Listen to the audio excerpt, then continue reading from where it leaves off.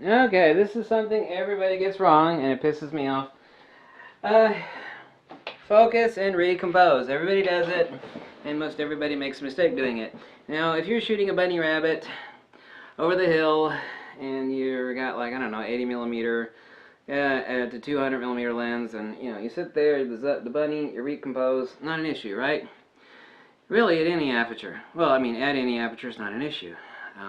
You start shooting a portraiture, or like, I don't know, a fire hydrant 10 feet away, or a pretty tree 15 feet away, and like, oh, I want to get some nice bokeh. I'm going to drop it to f4, f2.8, whatever the hell, especially even more shallow than that. And I'll see people do it, and they'll say, well, my lens must have autofocus calibration issues. I need to No, that's not the case. What did you do? Did you focus? Yeah. Did you recompose? Yeah, I did. Well, that's your problem. Now, before putting the camera up to my head, let's just assume that this is a person's eye right here. Okay, I'm going to focus, and then I'm going to recompose. What's happened? The plane of focus, the depth of field has shifted. So instead of where I was at focus here in a person's eye, I've recomposed over here, or I've actually recomposed over here. The plane of focus has shifted. Half a foot movement. Okay, I'm going to focus on this chick's eye. I'm going to move over here for better shot composition. Oh my God, her eyes are out of focus, and that's unforgivable. Lightroom ain't going to fix it. There's this neat little thing on the back of all of these modern DSLRs. Let you choose the autofocus point. You kind of turn your camera on. Oh my God. And then you go into information. And look, if I move this wheel back here, it will let me change the point of my autofocus. Oh, I wonder why that's there. Yeah, it's there for a reason. If you want to capture somebody, I don't know, a portraiture at f2 at 15 feet, and you're going to focus in on her eyes, because obviously the shot's going to suck if her eye isn't in focus. Oh, okay, I'm in focus. There we go. And I'm going to recompose. You're in single point autofocus. Click. Oh, what happened to the shot? Your lens doesn't need calibrated. You cannot, at those apertures and at that distance, you cannot focus and recompose. You have fallen out of the plane of focus. I'm going to focus right here, and then I'm going to shift down here for composition. Well, what's happened? Well, my focus is now way back. Now my focus has shifted. The depth of field of where I'm actually at, and also the front curvature of the lens. You know how the front of the lens is kind of shaped like that? When you actually dead center in some focus like this and you recompose, not only have you shifted the depth of field, but you've also shifted the plane at which the light of that previous focus point has shifted on the front element of the curvature of that lens. Oh my God. So now you have two issues. Calculating out what it is, there's no chart that's going to calculate out what it is.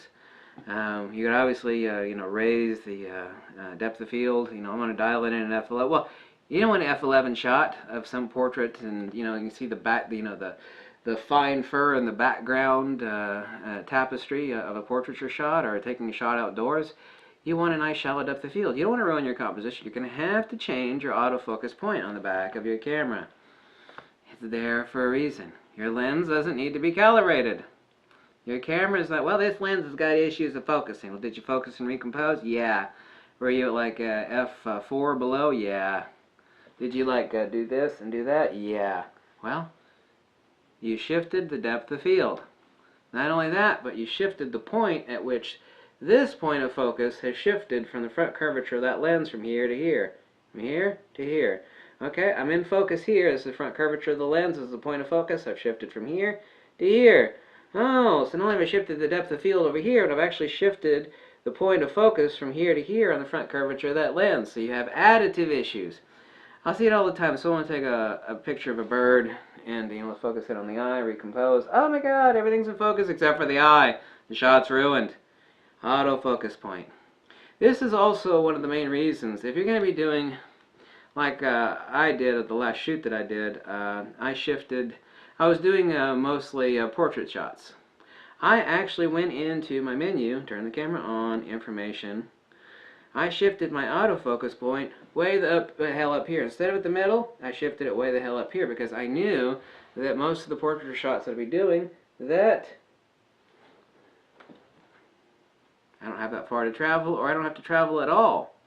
I can crop it later. I could actually drop, what I did most of the time since I was pressed for time, is I brought my autofocus point way the hell up here. Instead of from here to here, I just shot it right here in the portrait shots. If I wanted to change the composition later, this is the big value of having a high megapixel camera, is that I can adjust the composition in post. I can crop it out.